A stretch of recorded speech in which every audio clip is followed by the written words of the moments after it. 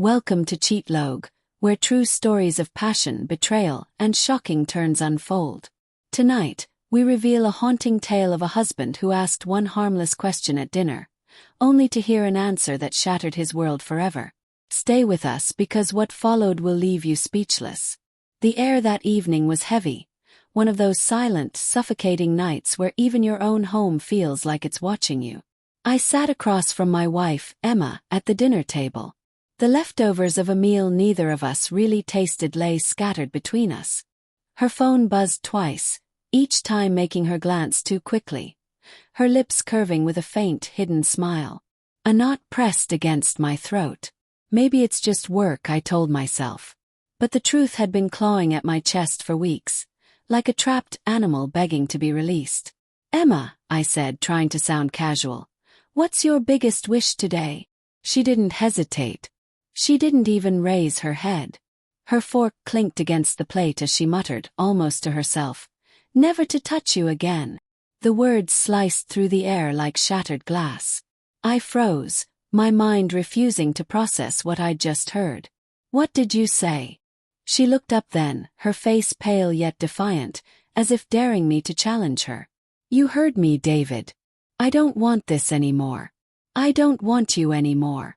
There was no anger, no tears, just a cold finality sharper than any scream. Looking back, the signs had always been there.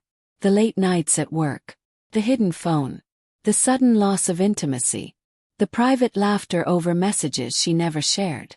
I thought it was just a rough patch. 8 years of marriage, storms weathered, and I kept telling myself patience was the cure. But storms don't usually leave lipstick stains on collars you've never worn. That night, after she slipped into bed early, I sat alone in the living room, staring at her phone left on the couch. I knew I shouldn't, but my hand reached for it anyway, my pulse hammering in my ears. The proof was there. Dozens of messages. Her boss, Michael. Promises, photos, words she hadn't spoken to me in years, if ever. "I wish you were here instead of him. Last night was perfect. Can't stop thinking about your hands on me." My chest caved in like a collapsing building. I had 2 choices, rage or strategy. When dawn broke, I didn't confront her. Not yet. Rage would have been too easy. I could have screamed, thrown her things out, made a scene. But I wanted her to feel the weight of her betrayal, the way I felt the knife she'd planted in my ribs. I went to work, called my lawyer, and began unraveling the life we had built. I froze our joint accounts. They were funded by my salary. I took the car in my name, leaving her the old sedan rusting in the garage. That same day, I moved some belongings into a rented apartment, leaving only the bare essentials at home. When I returned that evening, she was waiting at the door, arms crossed. "What the hell is this, David?" she snapped. "Why can't I access the account?" I looked her in the eyes, and for the first time I didn't see my wife. I saw a stranger. "Because Emma," I said calmly. "I know." Her face went pale. For the next week, we drifted around each other like ghosts trapped in a house that no longer felt like ours. She shifted through stages. Denial, anger, pity.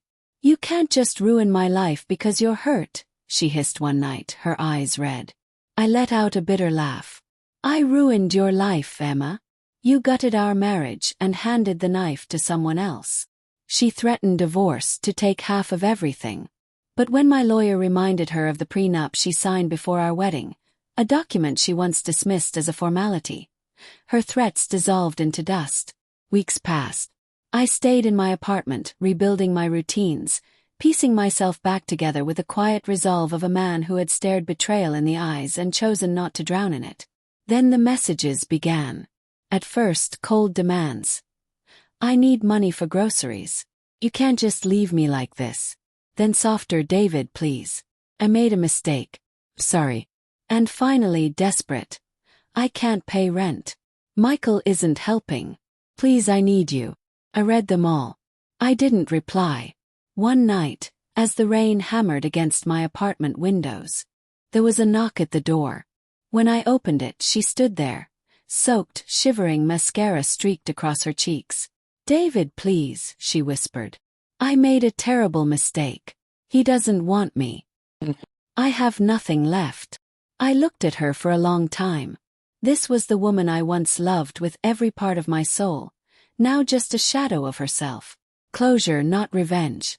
Come in, I said at last, not out of love but for something else. Closure. She sat on the edge of the couch, wringing her hands. I thought I wanted more, she confessed, her voice breaking. I thought Michael could give me everything you didn't. The attention, the thrill. But he used me. And when I left you, he left me too. I expected to feel triumph, victory. Instead, I just felt tired. Emma, I said quietly, you didn't just betray me. You betrayed us. Every plan we made. Every night I held you when you broke down from work. Every moment I believed we were a team. You threw it away. Tears streamed down her face. I know. I was stupid. Can't we start over?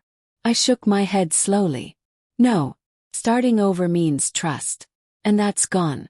I don't hate you, Emma. But I can't love you anymore. Final goodbye. 2 months later, the divorce was finalized. She left with what little she had.